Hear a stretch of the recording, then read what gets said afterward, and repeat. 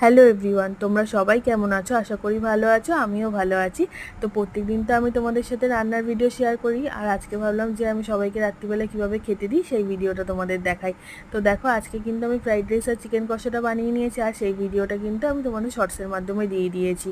তো দেখো, এখানে ফ্রাইড রাইস আর চিকেন কষাটা বানানো হয়ে গেছে, আর এগুলো কিন্তু আমি ঘরে নিয়ে চলে এসেছি। আর বাইরে প্রচণ্ড গরম বন্ধুরা, রান্নাঘরে যেহেতু এতক্ষণ আমি রান্না করছিলাম তাই প্রচণ্ড গরম লাগছিলো, তাই ডাইনিংয়ে বসে খেতে ইচ্ছা করলো না। তাই ভাবলাম যে ঘরে যেহেতু এসি চলছে, ঘরেই নিয়ে আসি, সবাই মিলে এখানে মেঝেতে বসেই খেয়ে নেবো। আর গরমকালে আমার মানে ঘরে আর কি মেঝেতে বসে খেতেই বেশি ভালো লাগে, তো তার জন্য আমি ঘরে নিয়ে চলে এসেছি।